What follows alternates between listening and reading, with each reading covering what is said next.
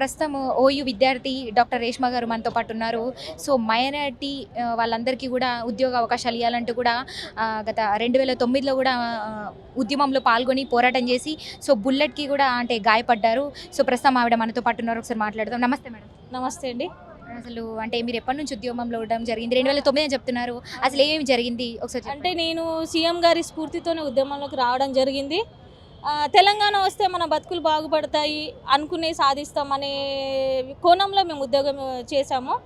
So అప్పుడు ఆ ఉద్యమంలో నాకు 2010 ఫిబ్రవరి 14 అర్ధరాత్రి 1 గంటకు బుల్లెట్ గాయాల పాలవడం జరిగింది. సో తర్వాత సీఎం గారు వచ్చి పలకరించడం కూడా జరిగింది. మళ్ళీ అప్పటి నుంచి సీఎం గారు మళ్ళీ ఓయూకు రాలేదు, ఎవరిని పలకరియలేదు. సరే పలకరియకపోయినా గవర్నమెంట్ వచ్చింది, సరే మన తెలంగాణను మనం సాధించుకున్నాం అనుకున్నాం. కానీ అనుకున్నంత నీళ్లు నిధులు నియామకాలు ఏవి కూడా సరిగా కాలేదు. ఒక విషయం చెప్పాలంటే పేపర్ లీకేజ్ అయింది. నిరుద్యోగులు ఆందోళన ఎలా ఉంది చూశారు కదా.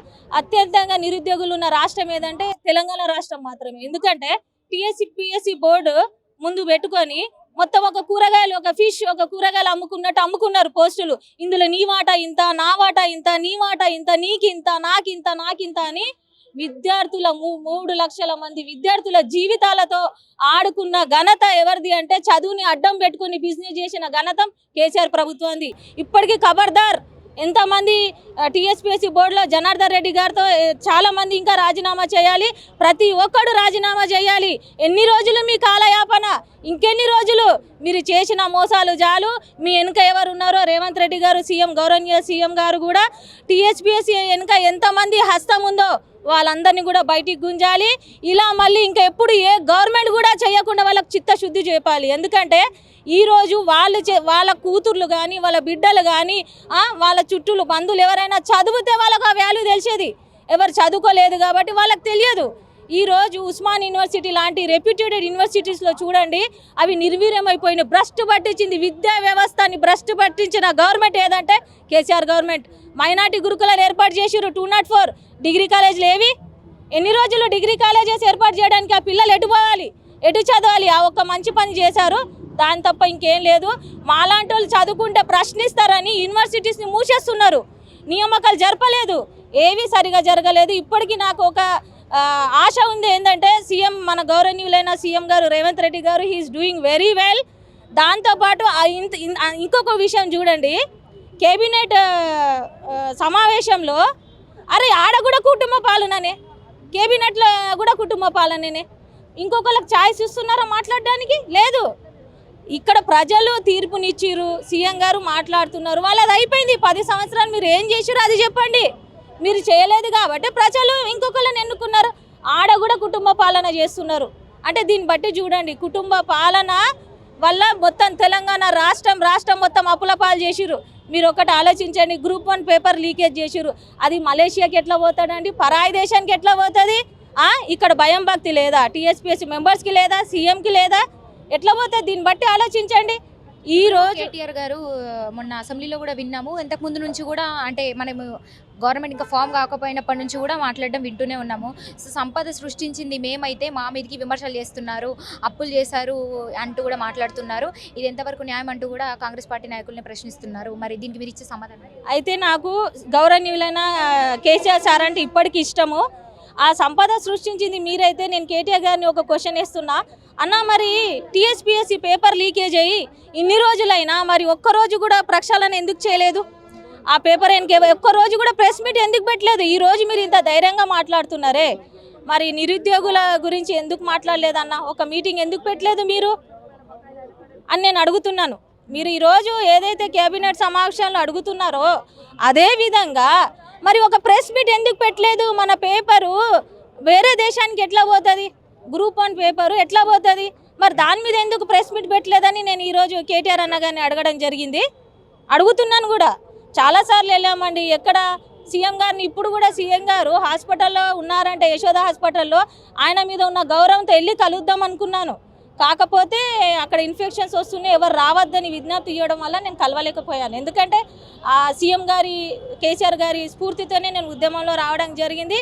నాకు ఆయన అంటే చాలా అభిమానం, గౌరవం కూడా. బీఆర్ఎస్ పార్టీ అధికారంలో ఉన్నప్పుడు మీరు వెళ్ళి అంటే అడగడం కానీ ప్రశ్నించడం కానీ జరగలేదా? ఇట్లా మీరు ఉద్యమంలో పాల్గొన్నారు, అదేవిధంగా మీరు బుల్లెట్కి కూడా గాయపడ్డారని చెప్పేసి చెప్పారా? మీకంటే ఒక న్యాయం చేయమని అడిగాం కానీ పట్టించుకోలేదు, ఎవరిని పట్టించుకోలేదండి. కళాకారులను పట్టించుకోలేదు, ఉద్యమకారులను పట్టించుకోలేదు, నిరుద్యోగులను పట్టించుకోలేదు. మంచి మంచి మన దగ్గర చాలా మంచి వేత్తలు ఉన్నారు, నిపుణులు ఉన్నారు, వాళ్ళు ఎవరిని పట్టించుకోలేదు కేసీఆర్ గవర్నమెంట్. వాళ్ళకున్న అహంకారమే ఈరోజు ప్రజలు వాళ్ళని ఓడగొట్టారేమో అని అనుకుంటున్నాను నేను. మరి 6 నెలల్లో కుప్పగూలిపోతుంది కాంగ్రెస్ ప్రభుత్వం అంటూ విమర్శించిన వాళ్ళకి ఏం చెప్తారు? బీఆర్ఎస్ నాయకులే కొంతమంది అంటున్నారు, మరి మీరు ఏం చెప్తారు? కొంతమంది పల్లా రాజేశ్వర రెడ్డి గారు కావచ్చు, అదేవిధంగా కడియం శ్రీహరి గారు కావచ్చు, గత 2 వారాల 3 వారాల కావస్తుంది, అప్పటి నుంచి కూడా ఇట్లాంటి విమర్శలు చేస్తూనే ఉన్నారు.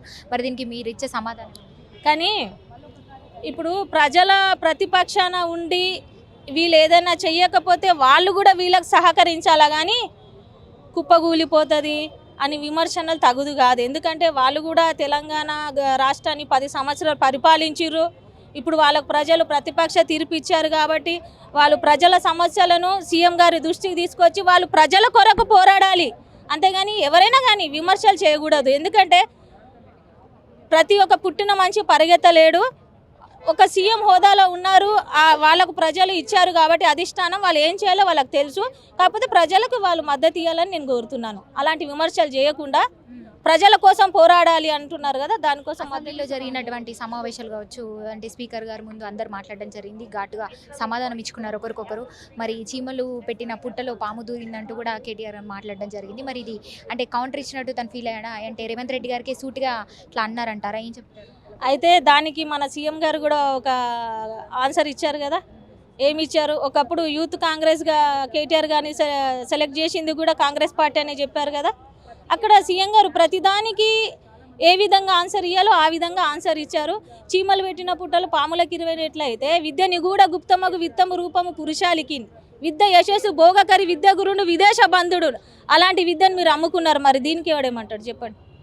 అలాంటి విద్యని మీ గవర్నమెంట్లో అమ్ముకున్నారు. Education is a powerful weapon which can change the society. అలాంటి ఎడ్యుకేషన్ని మీరు అమ్ముకున్నారు, లీక్ చేసారు, మరి దీనికి ఏమంటారట? నేను క్వశ్చన్ చేస్తున్నా ఈరోజు, దీనికి ఏమంటారట? ఏం చెప్పదలుచుకున్నారు ఒక మాటలో బీఆర్ఎస్ ప్రభుత్వం? అంటే బీఆర్ఎస్ ప్రభుత్వంలో ఉన్నప్పుడు ఇప్పుడు కొంతమంది అంటే వాళ్ళు ప్రతిపక్ష నాయకులుగా ఉన్నారు కదా, వాళ్ళకి ఏం చెప్పదలుచుకున్నారు బీఆర్ఎస్ నాయకులకి? నేనేం చెప్తున్నానంటే ఇప్పుడు మీకు ప్రజలు ఏదైతే స్థానం ఇచ్చారో ఆ స్థానంలో ఉండి ప్రజల కోసం పనిచేసారు. సీఎం అయినా ఏ పార్టీ అయినా కానీ ప్రజల కోసమే పనిచేస్తున్నాము. ఇప్పుడు ఉన్న సీఎం సార్ కూడా ఏమన్నారు? నేను ప్రజలకి సేవ చేయడానికి వచ్చాను, నేను ప్రజల మనిషిని అన్నారు. సో ప్రజల కోసమే వాళ్ళని కూడా పనిచేయమని చెప్తున్నాము.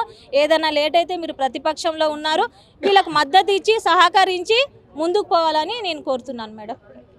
ఒకసారి మీరు అవి చేసినవి చూపిస్తారా? ఇవి విజువల్స్ తీసుకోండి, అన్నీ కూడా చూపించండి ఒకసారి విజువల్స్.